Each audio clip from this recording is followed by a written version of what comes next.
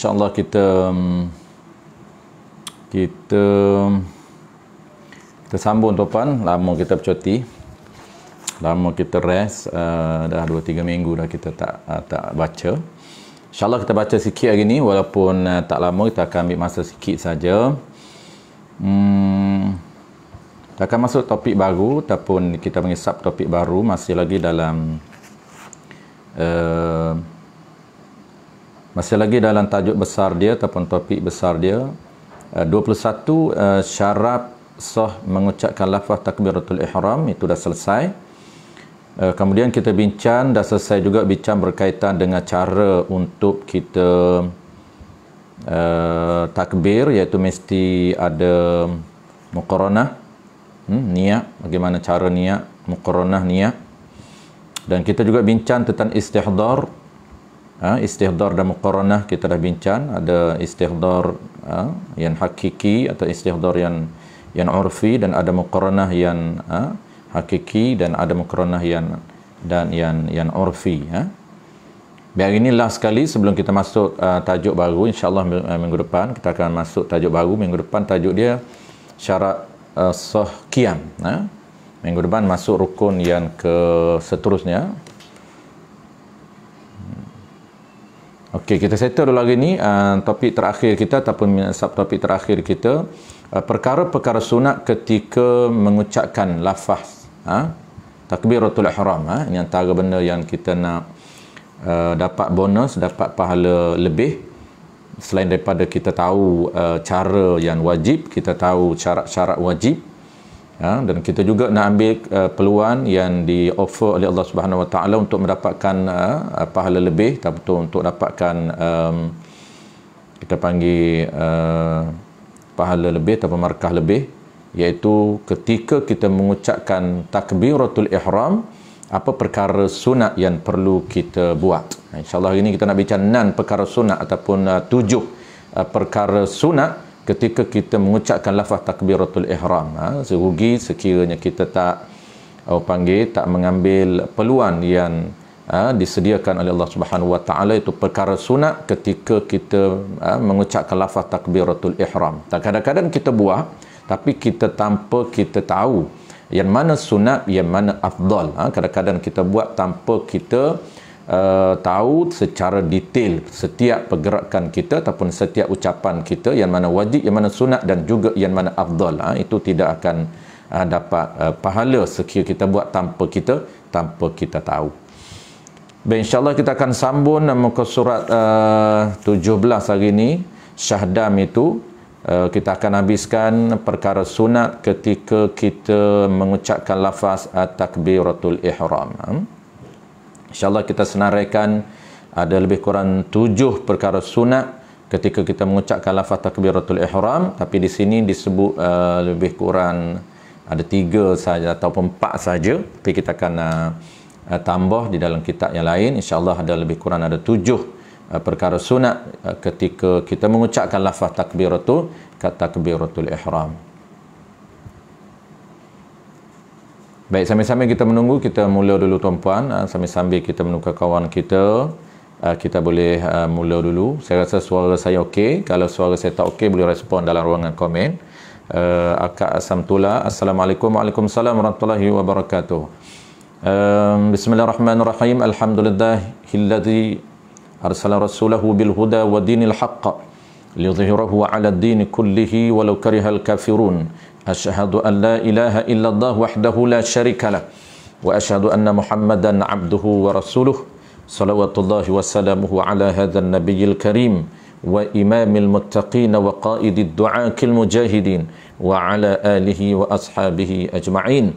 Allahumma faqihna fid din, Allahumma 'allimna ma jahilna wanfa'na bima 'allamtana waj'alna minal mukhlisin. Wa sallallahu ala sayyidina Muhammad wa ala alihi wa baraka wasallam walhamdulillahi rabbil alamin. Amma ba'd. Terlebih dahulu marilah sama-sama kita menyatakan setinggi-tinggi kesyukuran kehadrat Allah Subhanahu wa taala, kerana dengan limpah kurniaan Allah Subhanahu wa taala kita sama-sama diberi kesempatan, peluang dan juga kekuatan oleh Allah Subhanahu wa taala untuk meneruskan pengajian kita setiap pagi Sabtu, walaupun beberapa kali kita cuti.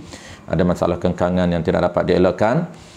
Dan kita juga tuan-puan, apa nama ini, sama-sama kita berdoa kepada kawan-kawan kita yang masih lagi berada di dalam kesusahan, ditimpa musibah banjir yang teruk kali ini. Mudah-mudahan mereka diberi kesabaran oleh Allah Ta'ala, mudah-mudahan mereka diberi kekuatan oleh Allah Ta'ala untuk bangkit kembali, dan mudah-mudahan Allah berikan ganti harta benda mereka dan pahala yang berlipat ganda kepada mereka. Amin ya rabbal alamin. Baik, kita akan teruskan pengajian kita, kitab kita muka surat 17. Muka surat 17 kita akan habiskan tajuk terakhir kita pagi ini, iaitu perkara sunat ketika mengucapkan lafaz takbiratul ihram. Kita masih lagi berada dalam perbincangan. Tajuk besar dia iaitu syarat sah mengucapkan lafaz takbiratul ihram. Ada 21 syarat sah mengucapkan lafaz takbiratul ihram. Dan yang terakhirnya kita nak bincang, ketika kita mengucapkan lafaz takbiratul ihram Allahu Akbar itu, kita nak tahu ada beberapa perkara sunat. Yang kita akan bincangnya lebih kurang 7 perkara sunat yang kita sunat untuk kita buat ketika mana kita mengucapkan lafaz yang bernama takbiratul ihram Allahu Akbar itu. Baik, syahdan, sambun syahdan. Suara clear Ustaz Farouk. Okey, alhamdulillah. Assalamualaikum. Waalaikumsalam warahmatullahi wabarakatuh. Assalamualaikum waalaikumsalam warahmatullahi wabarakatuh. Baik, kita terus kepada subtopik kita, syahdanun. Sambungan muka surat 17. Qala al-musannif rahimahullah subhanahu wa ta'ala syahdanun. Syahdan ini sama dengan i'lam. Ini satu peringatan. Syahdan ini bahasa Aceh. Ini satu peringatan bagi mereka yang lalai dan lupa berkaitan dengan hukum syarak. Itu dia panggil syahdan. Antara peringatan ataupun antara benda ataupun perkara yang penting untuk diberitahu oleh penulis, maka musannif akan memulakan dengan syahdan ataupun peringatan. Ini satu peringatan.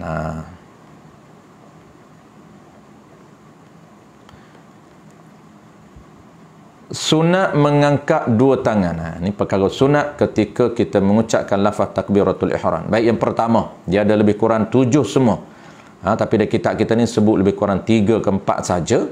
Kita akan tambah lengkapkan lebih kurang 7 perkara sunat ataupun asasnya ada 6 perkara sunat ketika kita mengucapkan lafaz yang bernama takbiratul ihram Allahu Akbar. Baik, pertamanya sunat mengangkat dua tangan bila pada yang ni pada nisbah tak kala takbiratul ihram. Tak kala tu ketika. Jadi sunat mengangkat dua tangan ketika mengucapkan lafaz yang bernama takbiratul ihram. Ketika kita ucap lafaz yang bernama takbiratul ihram, yakni Allahu Akbar, itu sunat mengangkat dua tangan. Baik, satu.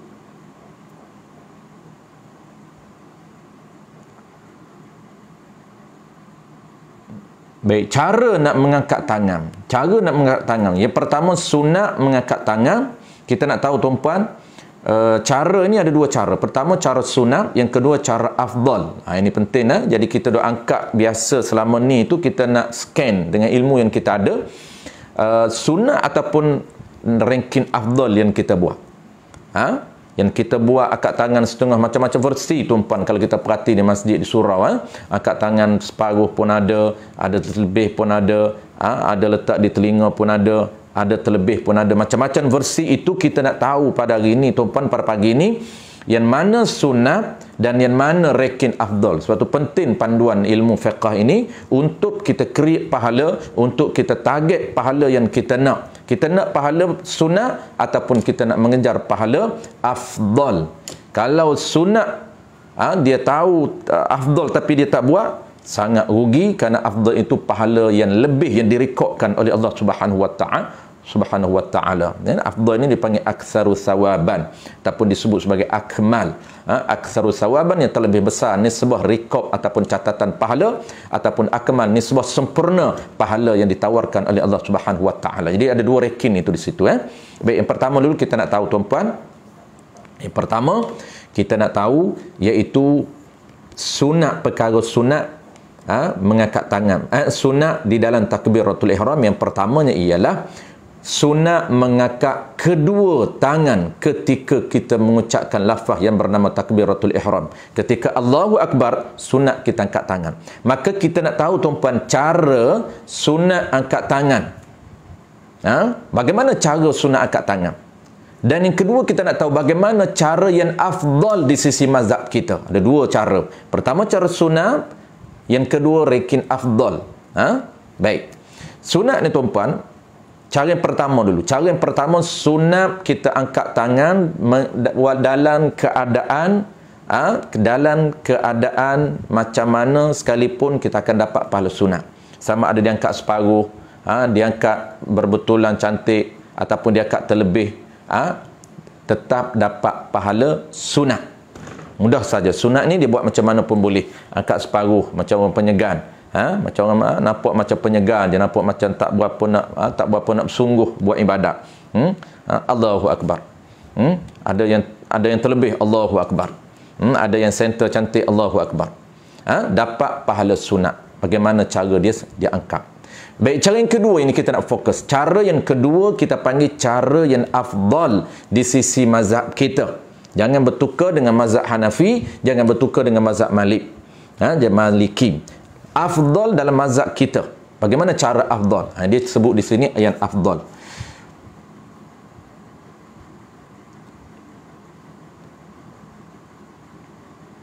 Baik. Sunat mengangkat dua tangan pada ini nisbah tak kala ni ketika takbiratul ihram, ketika mengucapkan lafaz yang bernama takbiratul ihram. Permulaan angkatnya, ni sunat lain ni. Sunat ni kita akan sebut sekejap lagi. Permulaan angkatnya, angkat dua tangan tu bersamaan dengan permulaan ucapan takbirnya, takbir musalli, takbir orang yang solat tadi. Baik. Yang ni sekejap lagi kita akan sebut ucapan asim ni. Sunat yang asim. Ini kita akan sebut nombor 3 sekejap lagi. Baik. Padahal wawul haliyah, berbetulan segala hujum anak jarinya. Ini cara yang afdal. Kita nak tengok cara afdal. Masih lagi sunat yang pertama, iaitu sunat mengangkat dua tangan ketika mengucapkan lafaz takbiratul ihram. Cuma cara angkat itu ada dua cara. Cara pertama cara sunat, cara yang keduanya afdal. Kita nak tengok cara yang afdal. Bagi lelaki dulu. Cara afdal bagi lelaki dulu. Baik. Bagaimana cara afdal bagi lelaki? Dia kata, saya ingat sikit. Okey. Cara afdal bagi lelaki,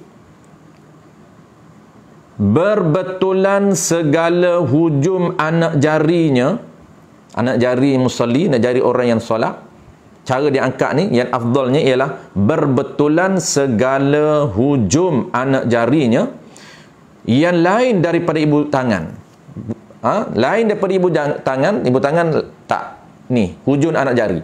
Hujum anak jari ni berbetulan, yakni bersamaan dengan apa? Bersamaan dengan cuping telinga seseorang tadi yang sebelah atas. Tu, yang ni cuping telinga sebelah atas.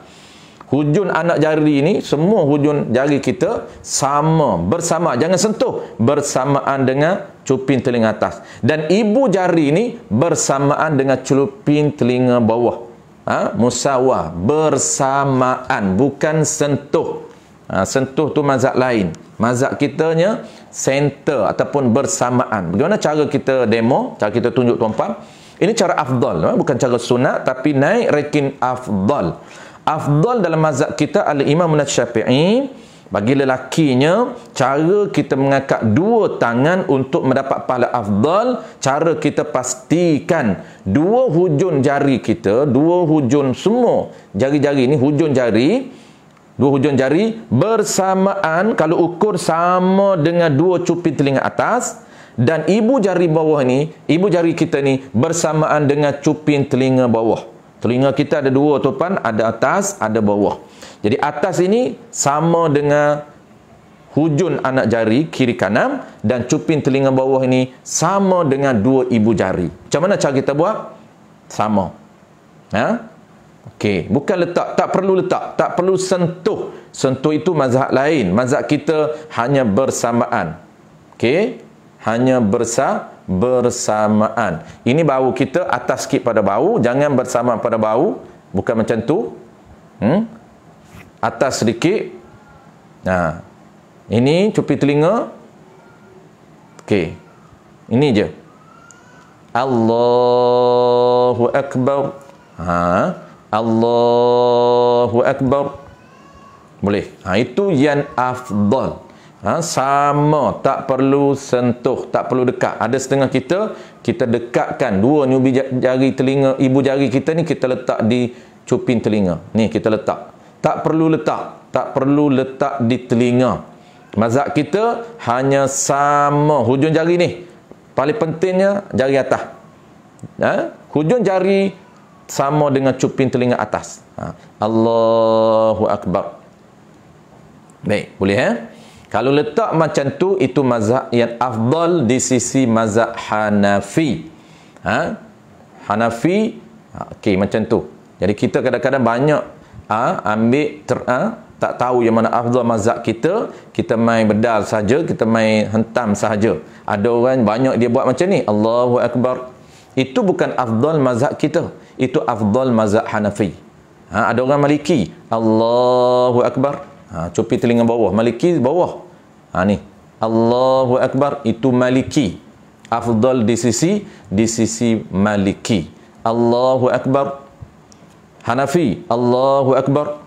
Syafi'i, Allahu Akbar. Jangan bertukar tuan-tuan. Sehari kita beritahu tiga-tiga pening. Hak mana Hanafi, hak mana Maliki, hak mana Syafi'i. Kita ingat yang kita. Kita ingat kita, yang lain tu tak apa, tak ingat pun. Hanafi yang macam mana, Maliki macam mana, tak apa. Sebab kita fokus kepada mazhab kita. Sebab kita nak tahu ID kita. Setiap orang dalam fiqh dia ada identiti dia. Dia ada channel yang dia ikut. Channel yang sampai kepada Nabi. Channel kita ni ialah mazhab Al-Imam Syafi'i rahimahullah subhanahu wa ta'ala. Sebab itu fokus kepada channel masing-masing. Jangan keliru dengan channel orang lain. Baik, saya tuan-tuan, itu pertama. Jadi yang pertamanya ialah dia ada 7 semua ni. Dalam kitab kita ni tak sampai 7 lah, tapi kita akan terangkan 7 kesemuanya. Pertamanya, sunat mengangkat kedua tangan ketika mengucap lafaz takbiratul ihram. Cara mengangkat ada 2. Pertamanya ialah sunat, yang kedua adalah afdal. Yang kedua afdal. Yang kita nak fokus ialah cara afdal mengikut mazhab kita Al-Imam Syafi'i. Boleh Okey, lelaki. Settle bagi lelaki. Kalau perempuan, dia tak sama dengan lelaki. Perempuan ketika dia angkat, dia bukan sama parah ni, dia hanya sama parah bau ni, bau atas perempuan, atas ni selaras, ni perempuan. Allahu Akbar. Dan dia tak sunat perempuan kebuka kiri kanan, dia sunat kepitkan, maksud sunat rapatkan ke rusuk di kiri kanan, tangan kiri kanan dia ni sunat kerusuk, sunat rapat sedikit. Allahu Akbar, itu perempuan. Baik, lelaki naikkan sedikit supaya hujung jari sama dengan musawa, sama dengan cuping telinga atas. Itu yang afdal. Baik, serta tuan-tuan. Pertama, kita bincang 6 ataupun 7 perkara sunat ketika mengucapkan lafaz takbir yang bernama lafaz takbiratul ihram. Baik, serta yang pertama. Yang kedua,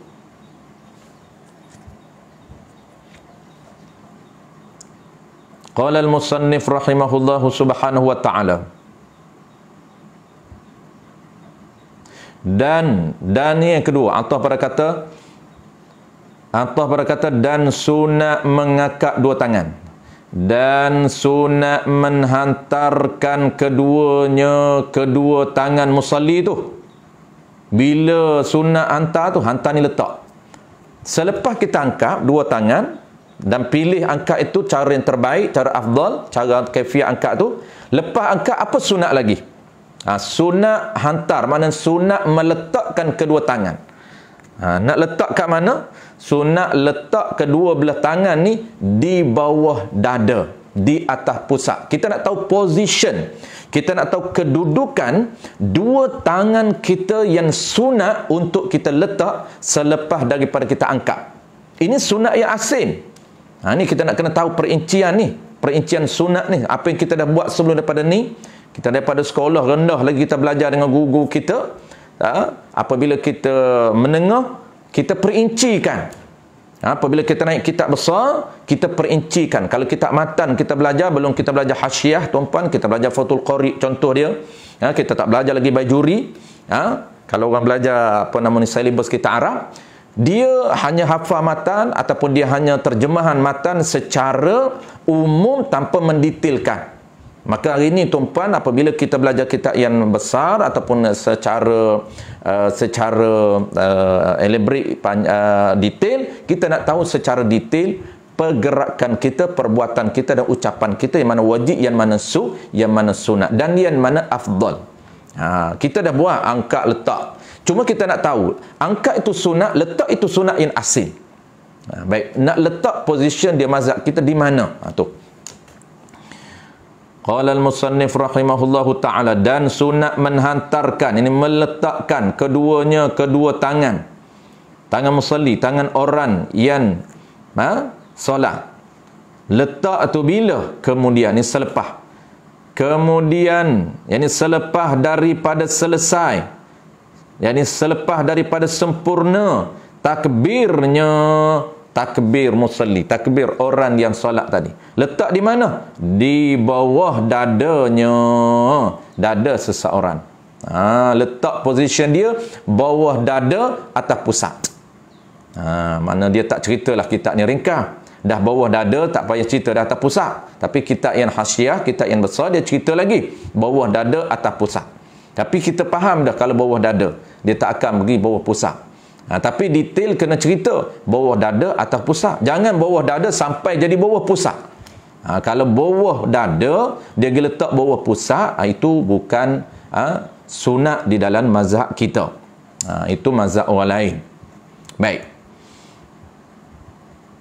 Dan padahal wawul hayah, dan yani padahal cenderung sedikit kepada pihak kirinya, pihak kiri orang yang solat.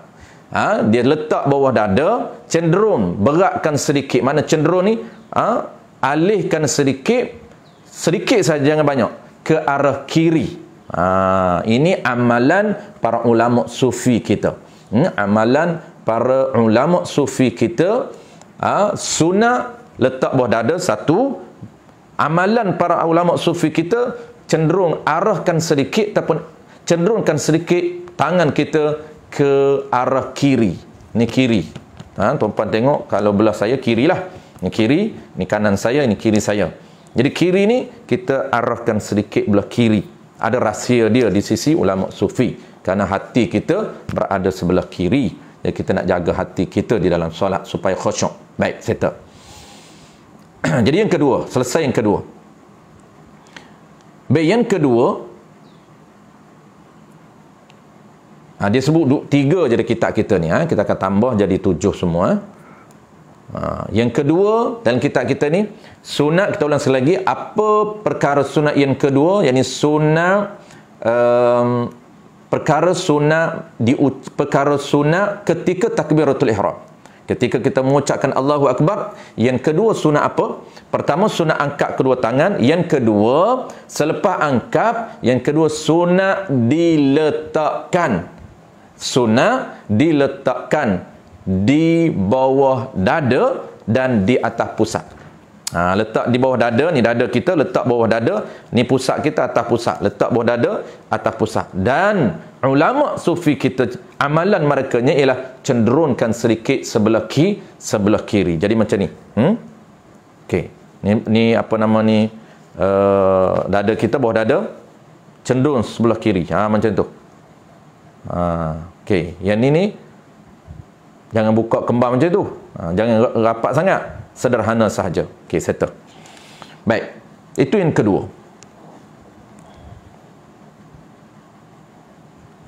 Okay, letak je tangan, dua tangan ni letak atas. Adapun cara nak letak, itu sunat yang asing, kafiat. Nak letak macam mana? Letak tangan kanan atas tangan kiri dan pergelangan pegang di pergelangan, itu sunat yang asing. Itu kita sunat yang asing. Kita akan sebut nombor 6 sekejap lagi, sunat. Cara letak ni kita nak faham letak sahaja.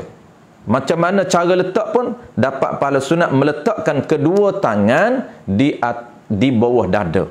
Kaifiat letak, maka ada kaifiat yang asin, sunat yang asin daripada sunat letak. Letak tu satu sunat, dan cara pula macam mana cara kedudukan nak letak itu, tangan kanan atas tangan kiri dan pegang di pergelangan, itu sunat yang asin. Itu nombor 6. Baik, saya tuan-tuan, nombor 2 dulu. Selesai nombor 2. Nombor 3. Baik, so nombor 3. Okey, settle 2. Nombor 3 pula. 3 ni disebut dalam kitab kita juga, tapi tak langsung disebut. Disebut combine terus dengan permulaan angkatnya bersama dengan permulaan takbir. Itu dia combinekan dengan cara angkat tadi. Dalam masa yang sama, cara angkat afdal tadi dia gabungkan terus dengan cara mengucap. Jadi kita asingkan nombor 3 ni. Apa dia nombor 3? Perkara sunat yang ketiga ketika mengucapkan lafaz takbiratul ihram. Sunat apa dia? Iaitu sunat kita, pergerakan angkat kita ini, pergerakan angkat kita pilih angkat yang afdal ketika kita angkat ni. Apa sunat yang asin? Sunat yang ketiga ialah sunat kita serentakkan ataupun bersamaan ucapan itu dengan pergerakan angkat kita. Itu nombor 3. Jadi nombor 3 ni sunat mula ucapan takbiratul ihram kita bersamaan dengan permulaan gerak tangan, dan selesai ucapan takbir bersamaan dengan selesainya pergerakan kita. Okay, macam mana contoh dia? Sebab tu dia sebut dalam kitab kita ni, permulaan angkat dua tangan bersamaan dengan permulaan takbir. Ini sunat nombor 3. Jadi sunat mula ucapan takbiratul ihram bersamaan dengan mula pergerakan angkat tangan, dan sempurna takbir bar dengan sempurna letak tangan atas dada. Saya tunjuk contoh, tuan-tuan. Ini sunat yang ketiga. Kita dah tahu cara angkat tangan. Kita dah tahu lepas angkat tangan letak bawah dada, kita dah tahu 2. Dan yang ketiga, combinekan terus yang ketiga. Apa dia? Ketika mula kita bergerak, mula bersamaan dengan mula ucapan A. Ketika Allahu Akbar, maka mula berserentak pergerakan angkat kita. Pergerakan angkat kita mula, contoh tuan-tuan, tangan kita lurus. Bila nak mula bila nak bergerak, bila bar, bila settle. Itu. Jadi serentak kita serentak kita angkat, bar saja sempurna pergerakan kita di bawah dada.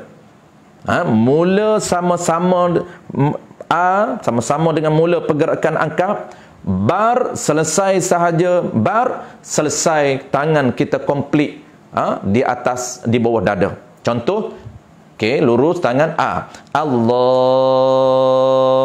Allahu Akbar sini. Bar. Okey. Ini untuk dapat pahala sunat dan juga afdal. Baik. Allahu Akbar. Bar, settle. Jadi mula mula bergerak, selesai bar, selesailah tangan kita di bawah dada. Itu sunat yang ketiga. Kita tuan-tuan, jangan setengah orang ni dia main bedah aja. Dia tak kira nak dapat pahala sunat matching ni, sunat ucapan dengan pergerakan, dia tak ambil kira yang ni. Sebab apa? Dia tak cakna, tak alert, tak perasan. Sebab tu penting untuk kita fokus satu persatu supaya setiap perbuatan kita ni kita tahu, oh yang ni sunat, oh yang ni afdal, supaya kita tak tertinggal untuk dapat markah tambahan yang disediakan oleh Allah Subhanahu wa taala. Kadang-kadang Allahu akbar. Biasa kita sebab kita tak alert. Kita tak perasan bahawa ini ada satu lagi bonus, ada satu lagi tambahan sunat yang Allah sediakan untuk kita. Itu penting tuan-tuan. Jadi setengah orang dia takbir dulu, baru angkat tangan. Allahu akbar. Dia takbir dulu. Setengah orang dia tak sama. Memang dia takbir serentak tapi tak sama. Allahu akbar. Biasanya macam itulah yang banyaknya. Allahu akbar. Baru selesai. Bar dulu baru dia lentak. Sebenarnya yang afdalnya ialah serentakkan. Mula bergerak, mula bergerak, bar selesai, angkat tangan, letak tangan di bawah dada. Settle tuan-tuan. Mudah saja. Baik, terus kepada yang keempat. Sunat apa lagi keempat? Yang keempatnya ialah tak ada dalam ini, disebut dalam kitab yang besar, disebut dalam kitab Hasyiah, antaranya Hasyiah Bajuri, disebut juga dalam kitab Mughni Muhtaj, disebut dalam kitab Bajuri Ibn Qasin, Hasyiah syarah bagi Fathul Qarib, disebut juga dalam kitab Anatul Talibin, syarah bagi Fathul Mu'in, syarah bagi Qurratul Ain. Apa dia?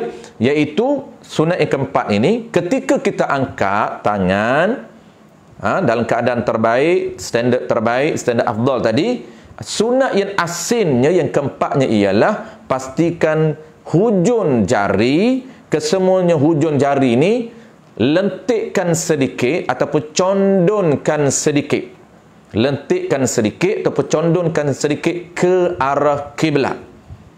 Ni yang keempat ni kalau kita boleh buat, mampu buat untuk dapat pahala yang lebih. Kalau tak mampu buat tu, tak upayalah, kadang-kadang dia terlupa. Sebab tu penting untuk kita realizekan. Ilmu kita menyedarkan kita nak buat ni, ilmu kita akan sedarkan kita. Sebab tu penting ilmu yang bermanfaat. Ilmu yang bermanfaat dia akan bantu tuan dia untuk perbetulkan amalan ketika kita nak beramal. Tapi kalau ilmu tak bermanfaat, dia tahu saja tapi tidak ada kekuatan untuk buat. Buat tak jadi juga, buat tak ikut ilmu juga. Lupa juga. Tu dipanggil ilmu yang tak boleh membantu dia ketika dia nak buat amalan itu. Jadi lentik sedikit, jangan kuat sangat. Ni tegap, condong depan tu, condong sikit. Ni tegak, renggankan. Kalau dalam kitab yang besar tuan-tuan, dia banyak lagi. Renggankan sedikit, jangan rapat macam tu. Renggan sedikit, lepas tu condong. Condong sikit je, jangan kuat sangat. Ni terus, ni tegak, condong yang hujung je. Hujung tu condong. Tu condong hujung je.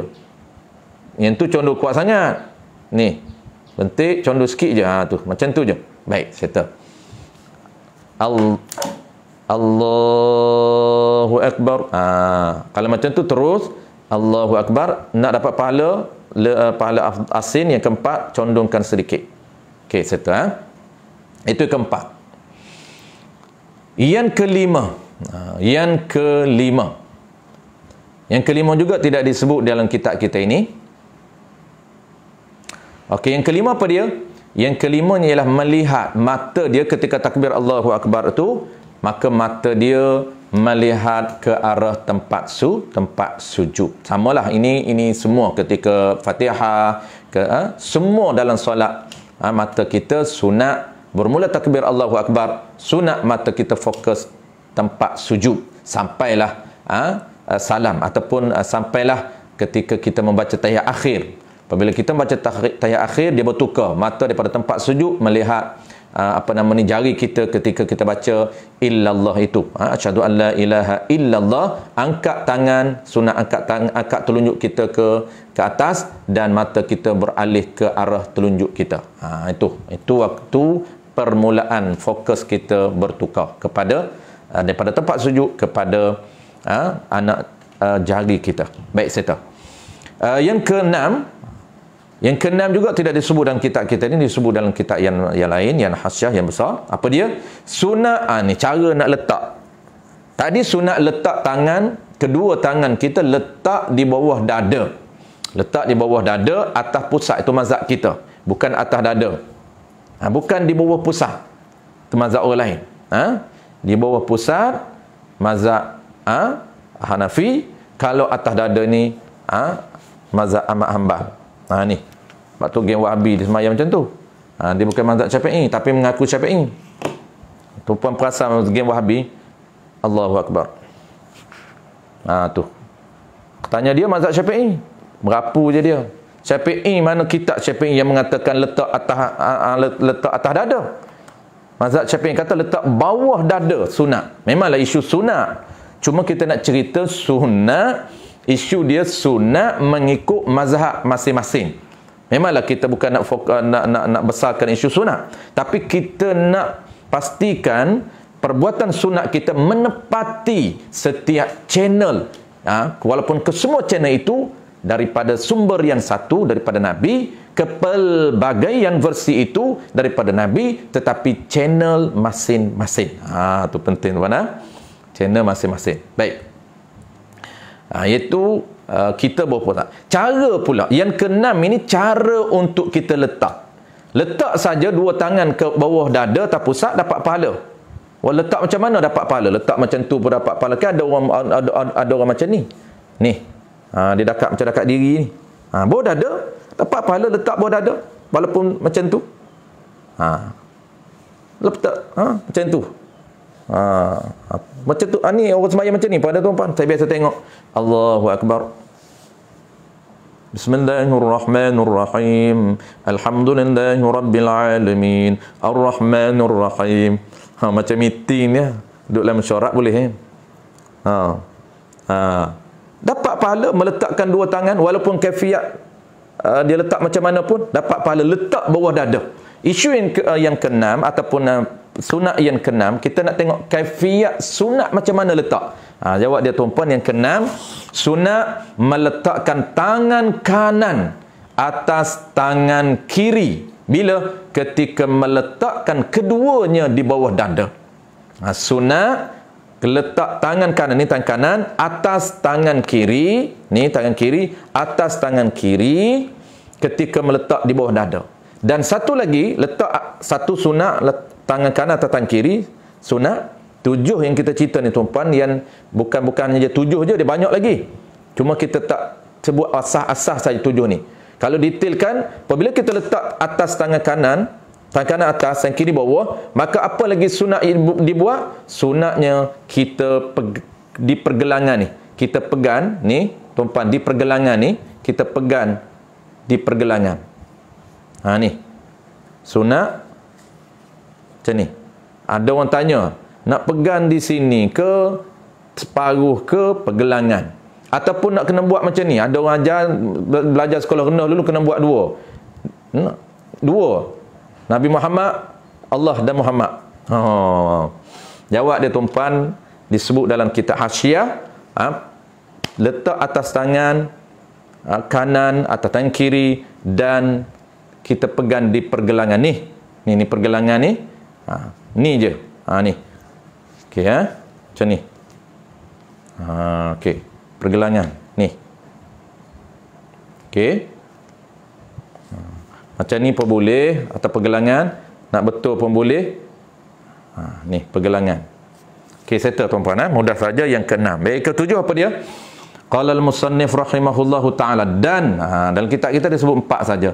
Dan sunat dijazam akan takbirnya takbiratul ihram, bukan takbir lain.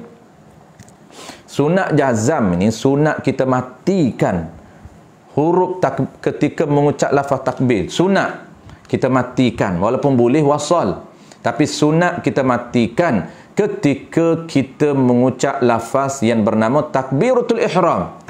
Allahu Akbar, ra di belakang tu baru sunat kita jazamkan, walaupun boleh kita wasal. Allahu Akbar, Bismillahirrahmanirrahim. Kita tak nak baca doa iftitah kan, kita terus wasal Fatihah.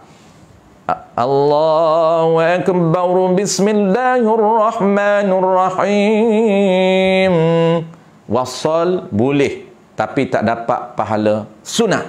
Sunat jazamkan pada huruf ra ketika mengucapkan lafaz takbiratul ihram. Allahu Akbar. Jazam di sini ni merujuk kepada takbiratul ihram. Tu. Baik, saya termudah je yang ketujuh. Settle yang ketujuh. Last kali. Dan sunat membaca doa iftitah bila? Kemudian daripadanya, selepas daripada ucapan takbir. Ini bukan ketika takbir lah, ini yang lain. Jadi selepas ucapan takbir, dah settle dah ucapan takbiratul ihram ni, ada 7 perkara sunat yang kita nyatakan tadi. Yang terakhirnya adalah sunat jazangkan ketika mengucap lafaz takbir Allahu Akbar itu. Jadi apa lagi sunat selepas takbir pula? Ni bukan sunat dalam takbir dah. Lepas takbiratul ihram, sunat membaca doa iftitah. Jadi doa iftitah ni sunat. Okey. Bila baca doa iftitah, sunat baca doa iftitah ni? Kemudian, yakni selepas daripada mengucapkan lafaz takbiratul ihram. Lepas ucap takbiratul ihram Allahu Akbar, sebelum bismillahirrahmanirrahim, sebelum baca Fatihah, di tengah-tengah itu sunat dikeras, diselangi dengan ucapan doa iftitah. Tu tempat dia kena ingat. Sunat ni ada tempat dia. Kalau terlebih tempat dia, tak sunat gustan balik. Ada orang setengah tuan dia terlupa. Allahu Akbar. Bismillahirrahmanirrahim. Terlupa, gustan balik. Allahu Akbar kabira walhamdulillahi katsira wa subhanallahi bukratan wa asila. Allahu Akbar kabira. Jawab dia tak sunat gustan balik. Kerana tempat dia lepas takbiratul ihram, sebelum bismillahirrahmanirrahim ataupun sebelum a'udzubillahi minasyaitonirrajim. Tu. Tapi sunat doa iftitah ni yang lain daripada sembahyang jenazah. Adapun sembahyang jenazah tak sunat doa iftitah. Kenapa? Kerana sembahyang jenazah sunat kita percepatkan.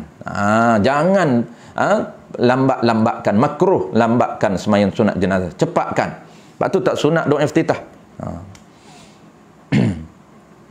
Mana bacaan doa iftitah ni? Allahu akbaru kabira. Allahu akbaru kabira, sambung. Allahu akbaru kabira. Di sinilah orang duk jadi isu ni. Dia kata bukan sunat waqaf. Allahu akbar kabira. Sebab dia katakan jazam tu, takbir itu sunat jazam. Sunat jazam tu takbiratul ihram. Yang ni wasalah. Allahu akbar kabira. Waqaf. Allahu akbar kabira. Waqaf kat situ. Lepas tu walhamdulillah, mula ayat lain. Walhamdulillahi katsira wa subhanallahi bukratan wa asila. وجهت وجهي للذي فطر السماوات والأرض حنيفا مسلما وما أنا من المشركين إن صلاتي ونسكي ومحياي ومماتي لله رب العالمين لا شريك له وبذا ataupun boleh berarti لا شريك له وَبِذَلِكَ أُمِرْتُ وَأَنَا مِنَ الْمُسْلِمِينَ. Ini doa iftitah digabungkan dengan dua bentuk ataupun dua riwayat. Dia doa iftitah ni ada dua. Ada doa iftitah yang sunat, ada doa iftitah yang afdal. Dia ada dua riwayat ataupun dia ada dua bentuk. Pertama bentuk yang sunat, yang kedua bentuk yang afdal. Yang afdal digabungkan kedua-dua. Sekurang-kurang dapat pahala doa iftitah kita baca yang pendek. Allahu akbar kabira walhamdulillahi katsira wa subhanallahi bukratan wa asila. Tu wajjahtu tu tak baca. Sunat digabungkan. Wajjahtu wajhiya lilladzi. Baik. Gabung semua. Ini gabungan semua ni. Baik. Faslun wallahu a'lam. InsyaAllah minggu depan tuan-tuan kita akan mula tajuk baru, iaitu fasal bermula syarat sah perbuatan qiyam. Dia gabungkan di antara rukun qauli dengan rukun fi'li, diserentakkan 13 rukun itu akan diperincikan satu persatu tata cara untuk kita mengucapkan dan juga melakukan perbuatan. Ini dia panggil 13 rukun qauli dan juga rukun fi'li, diperincikan bagaimana cara, bagaimana tata cara ataupun tata kelola untuk kita melakukan perbuatan setiap satu persatu dan ucapan setiap satu persatu. Dia tak asingkan di antara rukun qauli ada 5, rukun fi'li 8. Dia gabungkan 8 dan 5 itu 13. Lepas tu dia selang-selilah. Lepas rukun fi'li, lepas rukun takbir, dia tak turun Fatihah, dia turun qiyam dulu. Dia serentakkan ataupun dia campurkan. InsyaAllah tuan-tuan minggu depan kita akan bincang mudah saja, iaitu terma ataupun syarat sah mendirikan perbuatan yang nama dia ialah qiyam, berdiri tegak. Bagaimana cara untuk kita berdiri tegak yang telah diperuntukkan di dalam peraturan sembahyang kita. Wallahu a'lam.